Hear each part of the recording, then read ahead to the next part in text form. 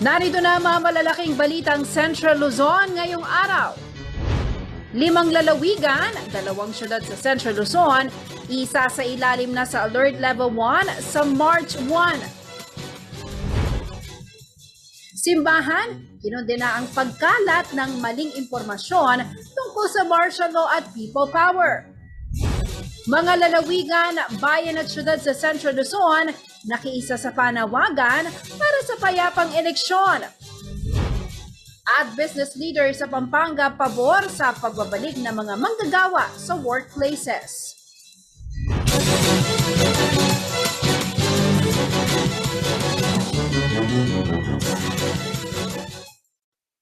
Magandang gabi ka rehiyon. Ako po si Jennifer Salenga. Oras na para sa mga may init na balitang Central Luzon. Isa sa ilalim na po sa Alert Level 1 ang 5 lalawigan at 2 highly urbanized cities sa Central Luzon simula bukas March 1. Alamin natin kung anong lugar ang mga ito sa ulat na ito.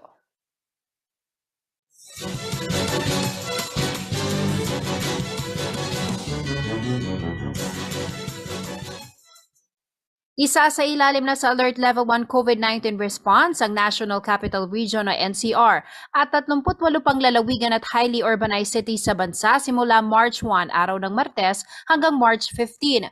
Sa inilabas sa listahan ng Interagency Task Force, ilalagay na sa Alert Level 1 ng NCR, Abra, Apayao, Baguio City, Kalinga, Dagupan City, Ilocos Norte, Ilocos Sur, La Union, Batanes, Cagayan, Santiago City sa Isabela at Quirino. Sa gitnang Luzon, kabilang sa ibinaba na sa Alert Level 1 ang Pampanga, Bataan, Aurora, Tarlac at Bulacan. Kasama rin ang Angeles City at Olongapo City. Mananatili naman sa Alert Level 2 ang Nueva Ecija at Zambales. Sa Region 4A naman, Alert Level 1 na simula sa March 1 ang Cavite at Laguna, gayon din sa Marinduque, Puerto Princesa City at Romblon sa Region 4B at Naga City at Catanduanes naman sa Region 5. Sa Visayas, kasama ang Aklan, Guimaras, Bacolod City, Capiz sa Region 6 at Siquijor sa Region 7. Gayon din ang Piliran sa Region 8. Sa Mindanao, kabilang sa Alert Level 1 ang Zamboanga City sa Region 9, Cagayan de Oro City at Camiguin sa Region 10 at Davao City sa Region 11. Nasa Alert Level 2 naman ang natitirang bahagi ng bansa at wala nang nasa Alert Level 3. Batay sa IATF guidelines, sa ilalim ng Alert Level 1, wala nang restrictions pagdating sa indoor at outdoor capacities. Wala na ring age restrictions sa intrazonal at interzonal travel at maging ang mga may comorbidities ay pinapayagan na ring bumiyahe. Lahat ng establishmento, tao at aktibidad ay pinapayagan na ring mag-operate, magtrabaho o total on-site o venue seating capacity, alinsunod sa minimum public health standards. Samantala kung face-to-face classes ang pag-uusapan para sa primary education, kailangan pa rin ito ng approval ng Pangulo. Jennifer Salenga, CLTV News.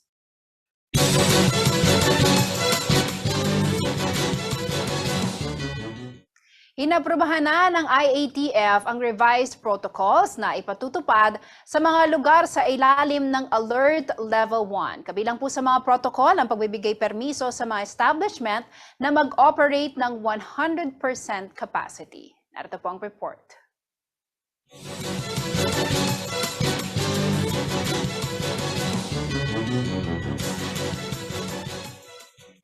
Inaprubahan na ng Interagency Task Force for the Management of Emerging Infectious Diseases o IATF-EID nitong linggo ang inamyendahan na guidelines para sa implementasyon ng alert level system para sa COVID-19 response sa buong bansa.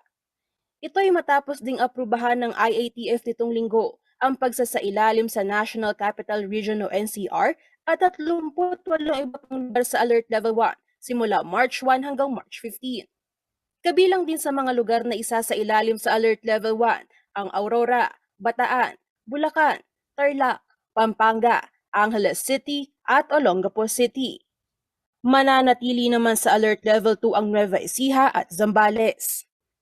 Sa ilalim ng Alert Level 1, wala nang restrictions na ipatutupad sa indoor at outdoor capacities. Bukas na rin ang intrazonal at interzonal travel para sa lahat ng edad, kahit pa sa mga may comorbidities. Pinapayagan na ring mag-operate ang lahat ng establishments, pagpasok sa trabaho, total on-site o venue seating capacity, basta dapat consistent pa rin sa pagsunod sa minimum public health standards. habang subject for approval pa rin ni Pangulong Rodrigo Duterte ang face-to-face classes para sa primary education. Narito naman ang iba pang protocols na kailangang sundin sa ilalim ng Alert Level 1. Rekisito pa rin ang pagsusuot ng well-fitted face mask sa lahat ng oras, indoor man o outdoor, pribado man o pampublikong establishmento. Kasama rito ang public transportation by land, air o sea, maliban na lamang kung kakain o iinom. Partisipasyon ng team at individual sports sa mga venue na kung saan maintained ang ventilation standards, pagdaos ng outdoor sports o exercise activities kung saan ay papatupad ang physical distancing. Lahat ng pribadong opisina at workplaces, kabilang ang public at private construction sites, ay maaaring mag-operate ng 100 capacity, alinsunod sa requirement ng national government pagdating sa on-site work. Gayunpaman, maaari pa rin daw nilang ipagpatuloy ang flexible at alternative work arrangements kung ito ang nararapat base sa function o individual risk. Kailangan na rin daw sumunod sa 100% on-site workforce ang mga ahensya at instrumentalities ng gobyerno. Ang mga off-site workforce naman ay subject sa rules and regulation ng Civil Service Commission at ng Office of the President.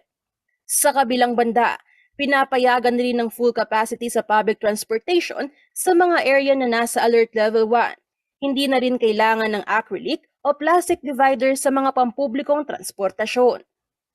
Sa contact tracing naman, ang paggamit ng health declaration forms o paper-based contact tracing ay hindi na rin requirement para sa lahat ng ahensya at establishmento na nasa Alert Level 1. Habang ang paggamit ng digital contact tracing tulad ng staysafe.ph application ay optional na lang sa mga ahensya at establishmento. Pagdating naman sa testing prioritization, kailangan pa ring ipatupad ang testing protocols alinsunod sa national guidelines para sa mga individual na hindi pa bakunado o may higher exposure risk alinsunod sa IATF Resolution number 148-B at number 149 series of 2021. Sa pagtetest, RT-PCR pa rin ang rekomendasyon at priority dito ang mga nasa Group A2 o mga tao na nasa 60 pataas at A3 o person with comorbidities, kasama na rin ang A1 o healthcare workers. Optional naman ang testing para sa ibang grupo. Hindi na ito kailangan sa asymptomatic close contacts, maliban na lamang kung may nagdevelop na sintomas at kailangan ng agarang mag-isolate anuman ang maging resulta ng test. Ang paggamit naman ng antigen test ay inirerekomenda lamang sa mga symptomatic individuals at kung hindi available ang RT-PCR test, alinsunod sa umiiral na guidelines tungkol dito. Samantala, para sa mga individual na 18 years old pataas, kailangan daw ipresenta ang proof of full vaccination bago makilahok sa mga mass gathering at pagpasok sa mga indoor establishments tulad ng religious gatherings, necrological services, lamay at libing. Kailangan din ito para sa indoor dine-in services, pero kung outdoor o alfresco dining at take-out channels, hindi na kailangan ng proof of vaccination. Kailangan din magpakita ng pruweba ng kumpletong bakuna sa lahat ng indoor personal care establishments tulad ng barbershop, hair spas, hair salons, aesthetics o cosmetic services at iba pang kaparehong serbisyo. Gayon din sa mga fitness studios, gyms at venues para sa exercise and sports. Lahat ng indoor cinemas o movie houses. Gayon din sa mga pinapayagang social events tulad ng parties, wedding receptions, family reunions at iba pa. Venues na may live voice at wind instrument performers at audiences tulad ng karaoke bars, club, concert halls at theaters. Indoor ancillary establishments tulad ng hotels at iba pang accommodation establishments at venues para sa election-related events. Kailangan din ng proof of vaccination bago pumasok sa mga establishmento sa ilalim ng Principles of 3Cs Strategy Against COVID-19. Ang mga batang 17 years old pababa naman ay hindi na required pang magpresenta ng proof of vaccination status. Angelica Cara, CLTV News.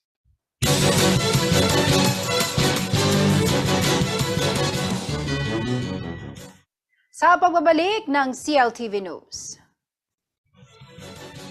Separation of church and state, hindi nililimitahan ang simbahan sa pagsusulong ng mabuting politika ayon sa CBCP. Manatiling nakatutok para sa iba pang mga nangungunang balita ngayong araw.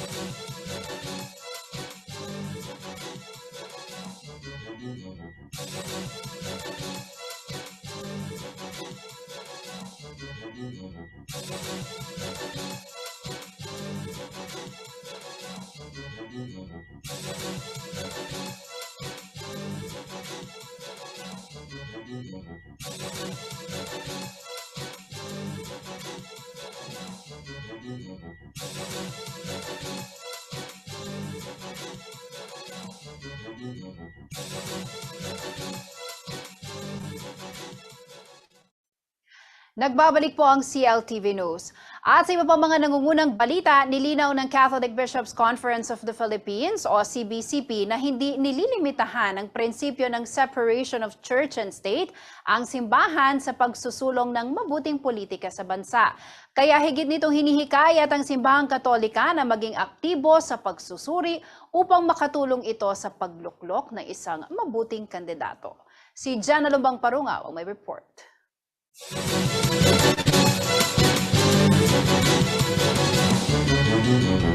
Sa pagiging aktibo ng simbahang Katolika sa usaping politika at pangungobyerno sa bansa, umaangat ang probisyon ng saligang batas na separation of church and state. Ngunit ayon sa Catholic Bishops' Conference of the Philippines o CBCP, ang nakasaad na ito sa konstitusyon ay higit na nakapatungkol sa tungkulin ng gobyerno na protektahan ang religious freedom sa bansa at hindi upang limitahan ang simbahan sa pagsusulong ng maayos na gobyerno at mabuting politika. Itong constitutional provision na ito is more directed to the state than to the church. That the real point in that provision is the state has no business putting up a religion or favoring one religion against another because the state is a protector of the religious freedom of our people. Ngunit hindi umano ito nangangahulugan na papasukin ng kaparian ang pagkandidato o pagsali sa mga political party.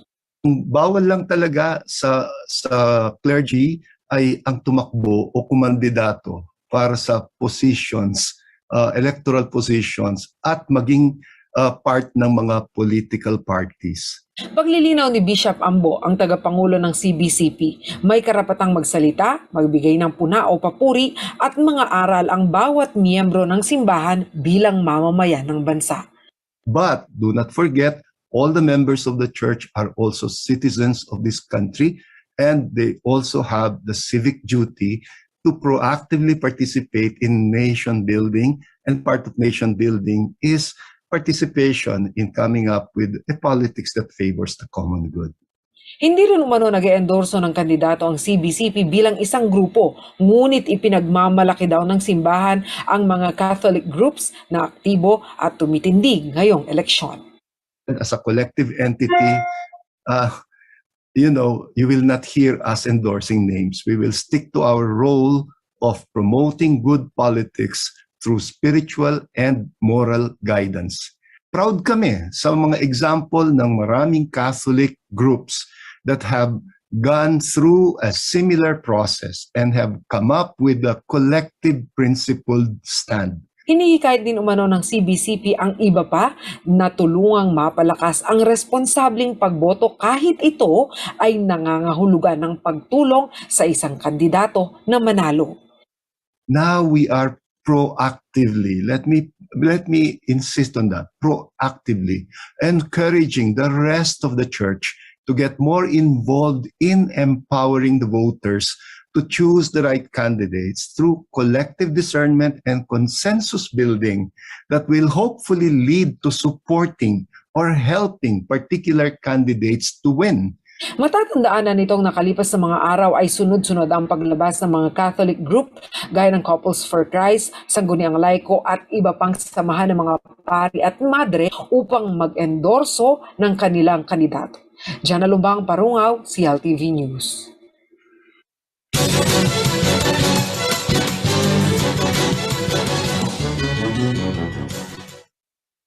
Nakiisa ang mga lalawigan, bayan at syudad sa rehiyon sa panawagan para sa isang payapang halalan. Nagdaos ng covenant signing ang COMELEC, PNP at mga kandidato. Narito po ang detalye.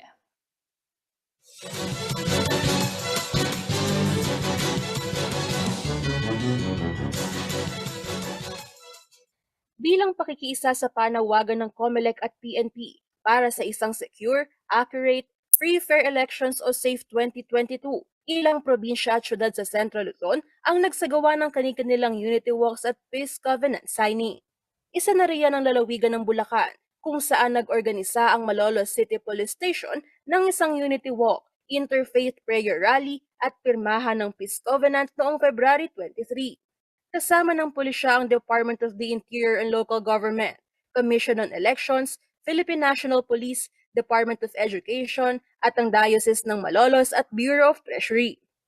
Maging ang pamahalaang lungsod ng Maria Aurora ay nakiisa noong February 24 sa pagtitiyak ng kaayusan at kapayapaan ng darating na eleksyon. Ito ay pinangunahan ni Police Major Jonathan A. Taliwan kasama ang COMELEC, DILG at iba pang enforcement agencies at mga lokal na kandidato sa probinsya. Nakiisa rin ang ilang bayan at syudad sa Nueva Ecija katulad ng Licab, Palayan City, Rizal at Talugtug sa pamamagitan ng isang unity walk, interfaith prayer rally at peace covenant signing na kanilang ginanap mula February 23 hanggang 26. Bukod sa COMELEC at DILG ng Bataan, kasama rin ang mga kasalukuyang nanunungkulang opisyal at political aspirants, ang Parish Pastoral Council for Responsible Voting at PNP Abukay sa isang unity walk at covenant signing na kanilang isinagawa noong February 26 sa parokya ni Santo Domingo de Guzman sa Abukay, Bataan. February 28 naman, ng isang misa ang idinao sa St. Columban Parish Church, Olongapo City na sinundan ng kanilang sariling peace covenant signing. Pinangunahan ito ng Olongapo City Police Office kasama ang COMELEC, religious sectors, Social Action Center of Zambales, Parish Pastoral Council for Responsible Voting, National Movement for Free Elections at lahat ng mga lokal na kandidato mula sa iba't ibang partido. Nagbigay rin ng welcome message si Father Raymond Gonzales Katindig at humiling na sana ay maging paalala ang covenant signing sa mga kandidato na sila ay tinawag hindi upang maging self-centered ngunit para maging God-centered na servant leader. Ang mga probinsya ng Pampanga at Tarlac ay nauna nang nagpakita ng kanilang suporta para sa isang maayos, malinis at mapayapang eleksyon sa darating na Mayo. Angelica Cara, CLTV News.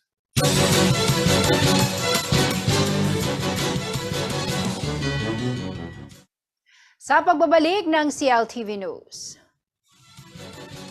Kilalanin ang kandidatong si Dom Hernandez, Secretary General at First Nominee ng Pasada Party List. Manatiling nakatutok at magbabalik ang CLTV News.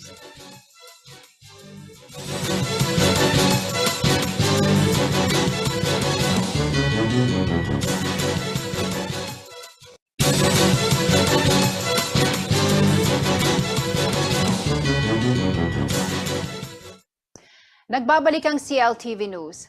Para sa ating kilalanin ng kandidato segment, nakapanayan po na ating kasamang si Justin Dizon, si Dom Hernandez, Secretary General at First Nominee ng Pasada Party List. Panoorin po natin ito.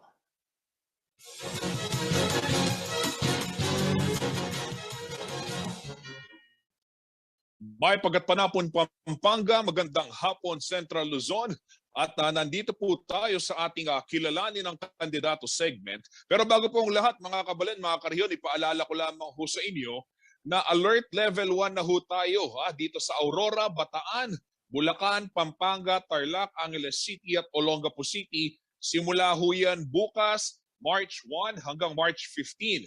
Habang mananatili naman ho sa alert level 2, etong Nueva Ecija and Zambales. Kabilang ho sa mga malalaking pagbabago dyan sa alert level 1 kung tawagin ay yung pagbibigay ho ng full capacity o yung pagbibigay ng permiso sa mga transportasyon na magamit in full capacity. At para ho mapag-usapan pa natin lalo yan ay mayroon ho tayong bisita dito sa ating programa. Wala hong iba kung hindi si Sir Dom Hernandez, ang Secretary General at First Nominee po ng Pasada Party List. At magandang hapon sa iyo, Sir Dom. Bumati ka muna sa ating mga tagapanood dito sa ating programa. Magandang hapon, Justin. Salamat. Medyo parang naging suki na ako dito sa CLTV. But malaking pagkakataon ito para masagot natin yung mga katanungan ng mga viewers natin. Salamat ulit sa pag-imbita. Opo. Alam niyo sir, nagkausap lang tayo last week pero eto dahil hindi nauubusan ng issue yung ating transport sector. Karamihan sa ating mga kababayan talagang riding public, mananakay sa mga pampublikong transportasyon. First things first sir, paano ho tinitignan ng Pasada Party List itong mangyayari bukas, March 1, na alert level 1. Sa tingin ho ba natin, yung mga miyembro natin sa transport sector, handa na ho ba sila at may sapat na gabay ho ba na nanggagaling mula sa ating national na pamahalaan? Magandang question, Justin. Ayon sa aming survey at sa aming mga information drive na continuous naman namin ginagawa sa iba't ibang sektor ng transport, tulad ng bus, ng UV, ng tricycle, jeep, even yung mga barko at eroplano, to be very transparent, marami pa rin kakulangan sa paghahanda dahil kulang yung oras dahil itong mga sasakyan na ito alam mo naman kailangan mini-maintain ito at pati ang mga driver natin. So ang pinupush po natin sa Pasada nung nagkakaroon na po ng mga balita na magre-reopen nga ng alert level 1 which means wala ng capacity, wala ng loading capacity limit. Nagsimula na kami ng information drive at sinabi na namin sa mga driver, i-check nyo na ang inyong mga sasakyan na pangbiyahe, ihandaan nyo na yung mga ating mga hand sanitizer kung afford nyo at make sure lang yung minimum health protocols dahil we're expecting na talagang maraming mananakay na lalabas na bukas sa alert level 1. Ang pakiusap lang namin at patuloy naming sinasabi sa mga transport operators, wag po kayong makakalimot na nandyan pa po ang COVID. Meron pa rin pong cases at may chance pa rin na ito ay matransmit lalo na sa pagsakay sa pampublikong sasakyan dahil lalo na pag nag-overcrowding. So hindi rin naman natin masisi ang transport workers dahil 2.5 years na, 2.5 years na ho silang walang kita.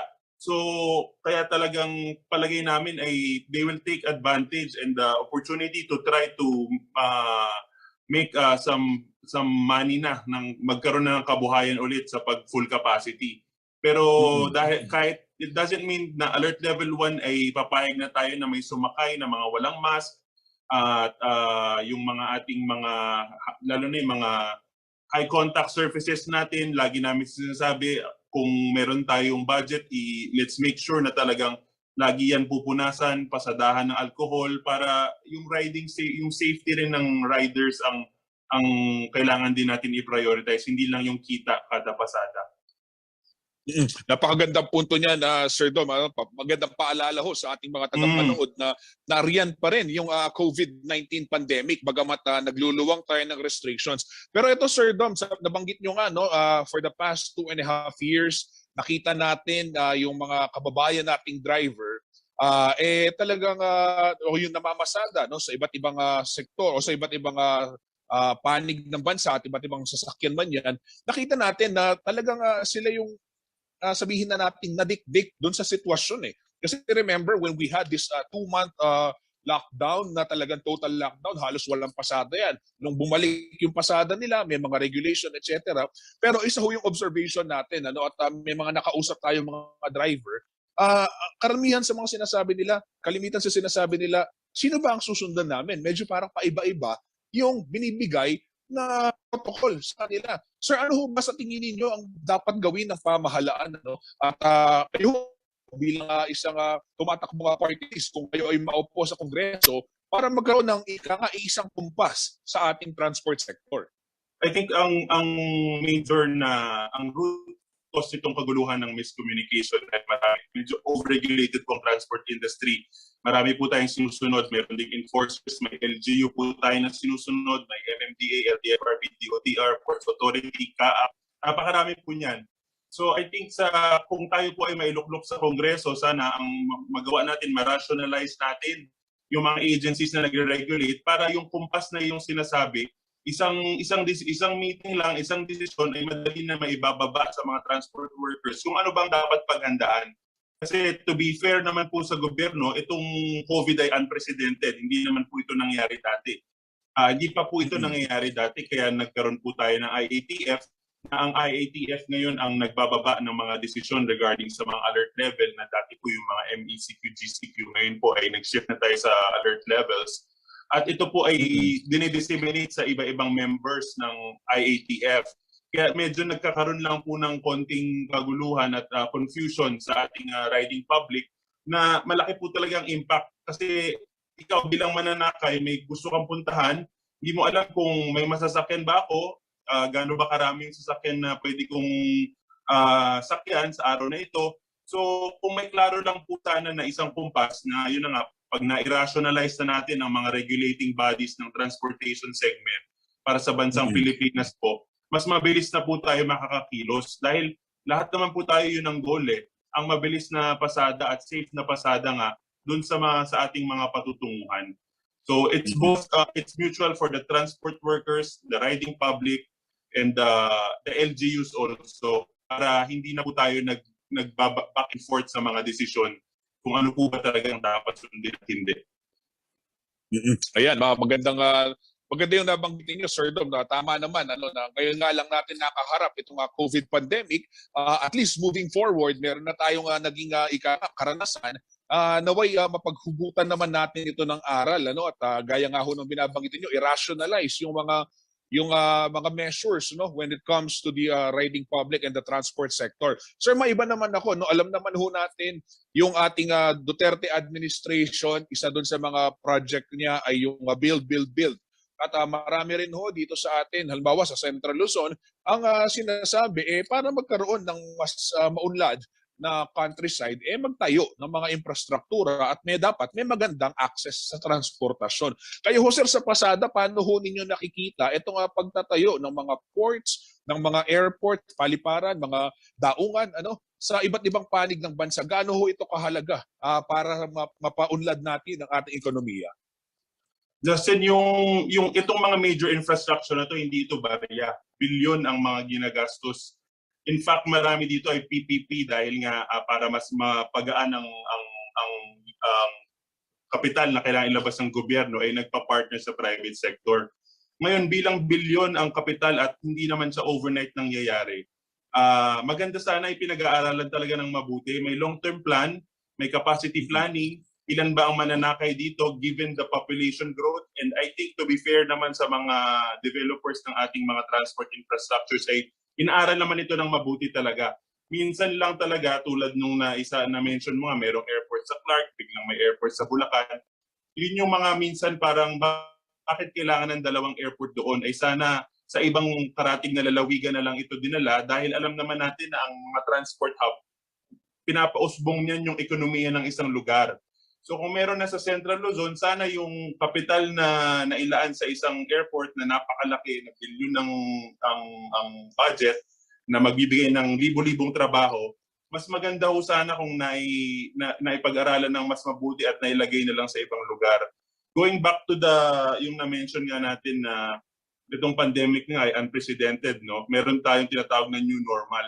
Dahil nga sa pagkagipit ng mga mananakay nung itong pandemya, na-push po, na-accelerate yung active mobility. Ano ba yung active mobility? Yung mga bisikleta, paglalakad, meron tayong mga scooter tayo nakita dyan, di ba? Ngayon, hindi po natin pwede walang bahala ito kahit bumalik tayo sa alert level 1.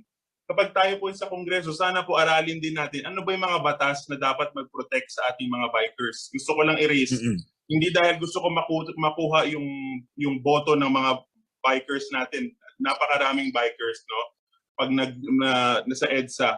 Minsan lang hindi kasi klaro kahit sa mga private cars, hindi klaro kung ano ba yung karapatan ng isa't isa dun sa daan. So ngayon na may malaki ng force na nagsasabi na gusto na namin itong active mobility, gusto na namin magbisikleta papunta sa trabaho o pauwi. Dapat gawan na natin to ng mga kaukulang batas para maproteksyonan yung nagbibisikleta at yung mga mananakay natin at yung mga may pribadong sasakyan, because we all share one road. At I always go back to our motto na respeto sa daan ang kailangan. Kahit anong batas ang ilagay natin dyan, kung wala kang respeto dun sa kahati mo sa daanan, wala talagang mangyayari sa atin. Hindi tayo uunlad. Kaya going back to active mobility, yun nga, marami na pong naglalakad at yung iba nga, nagja-jogging pa papunta sa trabaho, naglagay na ng shower room sa work.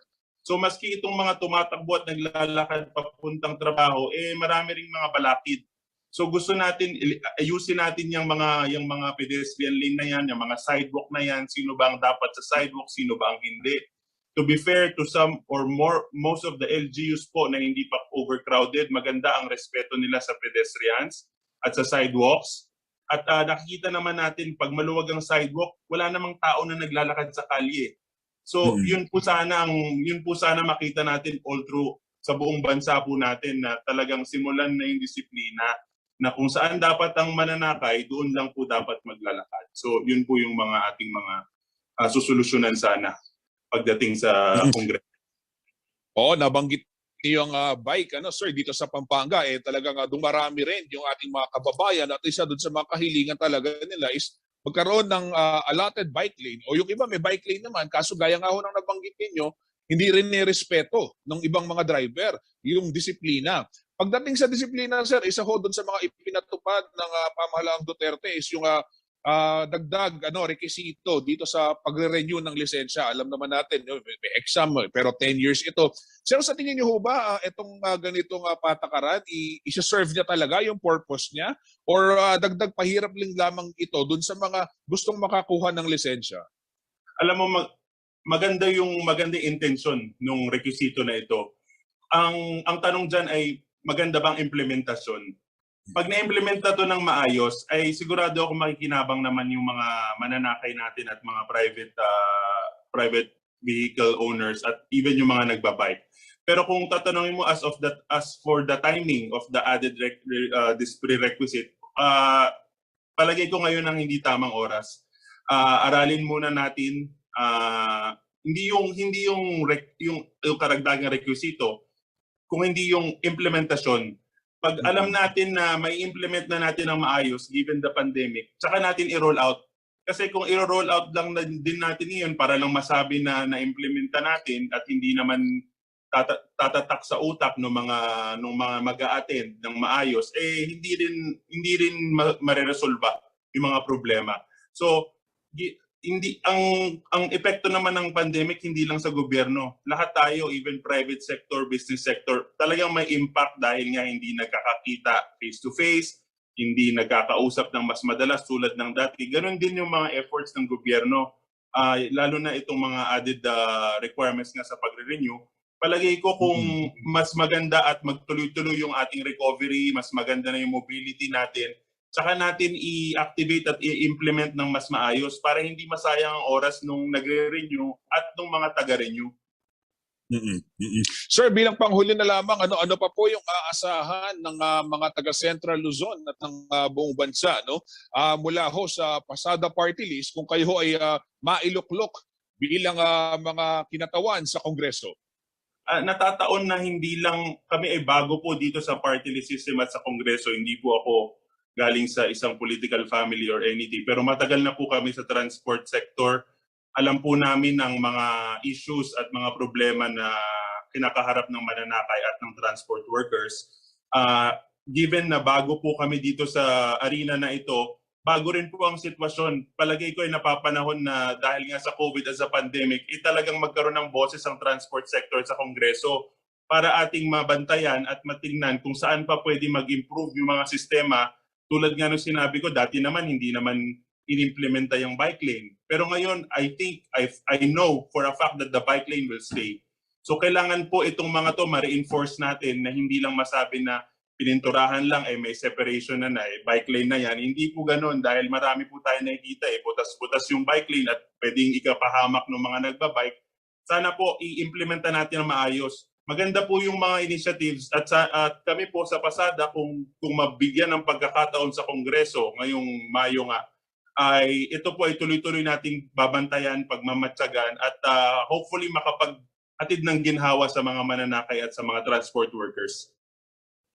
Okay, maraming salamat po Sir Dom Hernandez, ang Secretary General at first nominee ng Pasada Party List. Sir, it's always a good time to discuss things with you, lalong-lalo na ho itong mga malalapit sa sikmura ng ating mga kababayan, lalo na yung mga mananakay. Sir, mag-iingat ho kayo at maraming salamat. Good luck po sa inyong kandidatura. Salamat, Justin. Always a pleasure to be on CLTV. Salamat po. Yan mga kababayan, mga kariyon, narinig ho natin si Sir Dom Hernandez, ang Secretary General at first nominee ng Pasada Party List. Kabilang ho dun sa mga pinunto niya, mga kariyon, yung pagkakaroon ng rationalization doon sa regulation pagdating sa sektor ng transportasyon at syempre ito ang pagpapanatili ng kaligtasan sa kalsada kahit na yung mga pampublikong sasakyan man yan, mga pribado o kahit yung mga nagbibisikleta na alam naman ho natin dito sa Central Luzon, napakarami din ho yan. Ako po si Justin Dizon, ito ang Kilalanin ang Kandidato.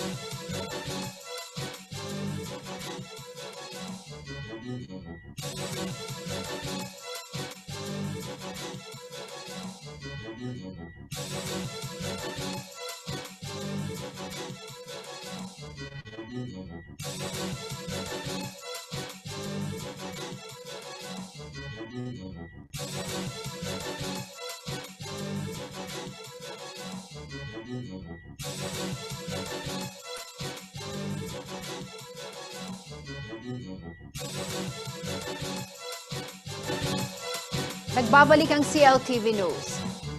Nasa halos 300 estudyante ang nabakunahan sa pagbubukas ng vaccination ng mga bata 5 hanggang 11 taong gulang sa bayan po ng Arayat, Pampanga. Karamihan sa mga magulang, ipinabakuna ang kanilang mga anak bilang paghahanda sa face-to-face classes. Narito po ang ulat ni Jana Lumbang, Parungao.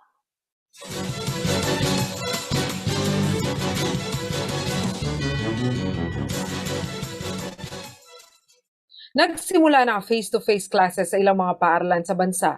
Ngunit marami pa rin sa mga magulang ang ayaw papasukin ng kanilang mga anak dahil sa banta ng COVID-19. Isa ang bakuna sa mga nakikita ng mga magulang upang mabigyang proteksyon ng kanilang mga anak kung sakaling bumalik na sa normal ang pag-aaral. Kaya sa bayan ng Arayat, Pampanga, ang target na 200 na mga bata na 5 hanggang 11 taong gulang na mabakunahan, umabot pa umano sa higit 300.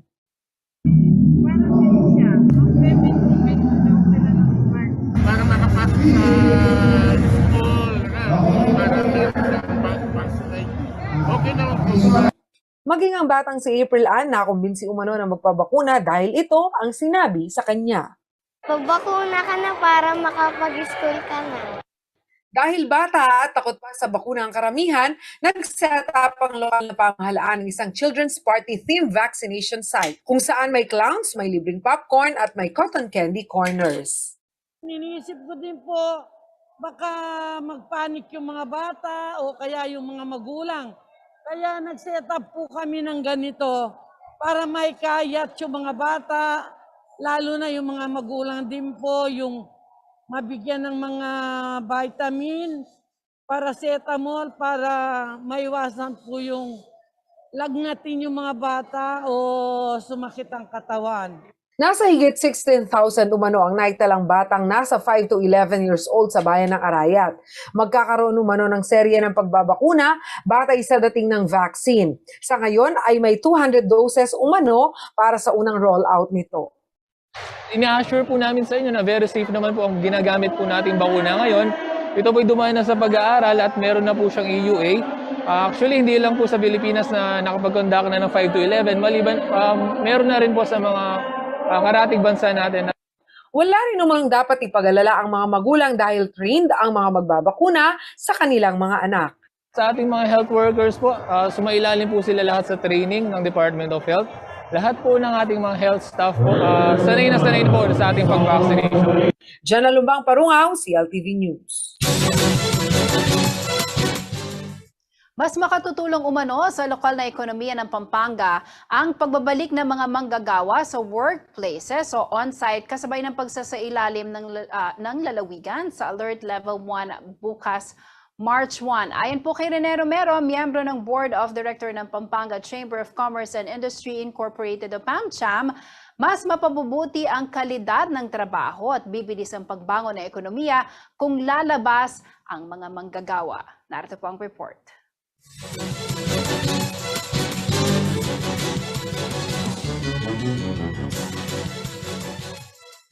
Isa sa pinakamalaking industriya sa Central Luzon ay ang services sector.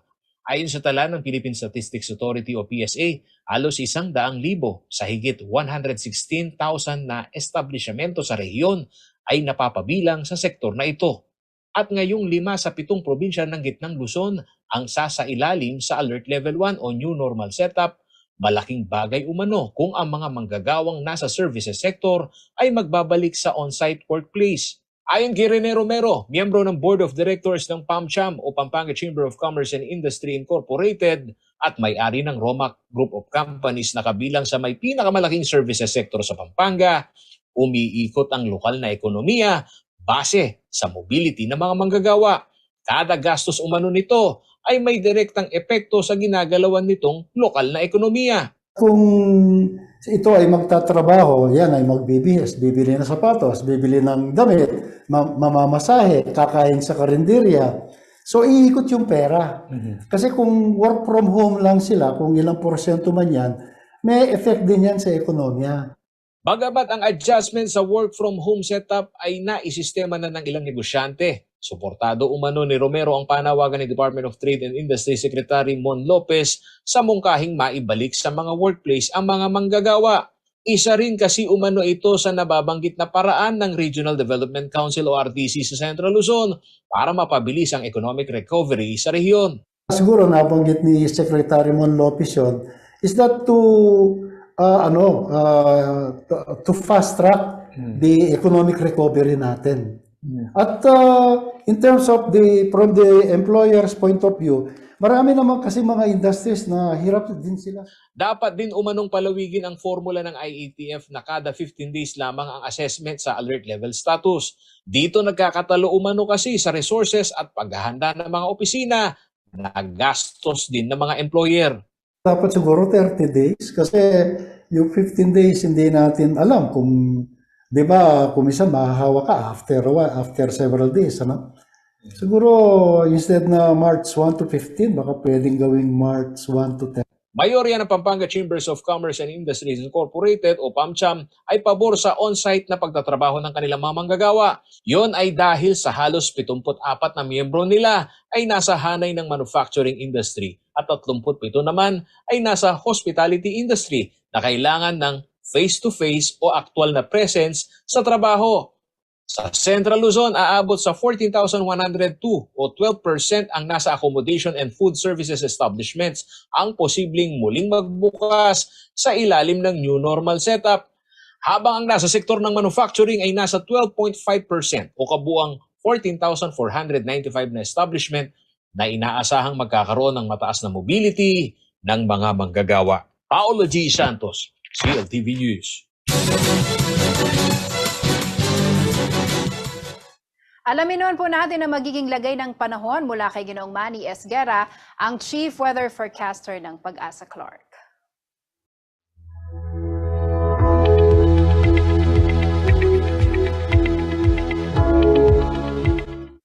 Narito po magiging taya ng panahon sa susunod na 24 oras. Isang trough ng low pressure area o extension po ng isang LPA ang nakakaapekto po ngayon sa Mindanao. Samantala po, easterlies naman po nakakaapekto dito po sa buong Luzon, kasama na rin po ang Visayas. So pansamantala pong humina o nawala itong hanging amihan at yun nga po, easterlies na po yung nararamdaman natin kaya medyo maalinsangan po ang panahon. So ang nangyayari po, ang eastern at central Visayas, ang Caraga, ang northern Mindanao at Davao Region, magiging maulap po ang papawirin dyan na may kalat-kalat po mga pagulan, pagkilot at pagkulog dulot po ng trough ng isang LPA. Samantala po ang Metro Manila at nalalabing bahagi pa ng bansa ay bahagi hanggang sa kuminsan ay magiging maulap ang papawirin. Meron lamang po inaasahang mga isolated rain showers or thunderstorm. Ito po ay dulot na ng localized thunderstorm. So sa ngayon po medyo maalinsangan po magiging pakiramdam natin, ang panahon natin, kaya pinag-iingat pa rin po ang lahat. At yan ang mga balitang nakalap ng CLTV News. Kasama po ang buong pwersa ng CLTV News and Current Affairs. Ako po si Jennifer Salenga. Maraming salamat po.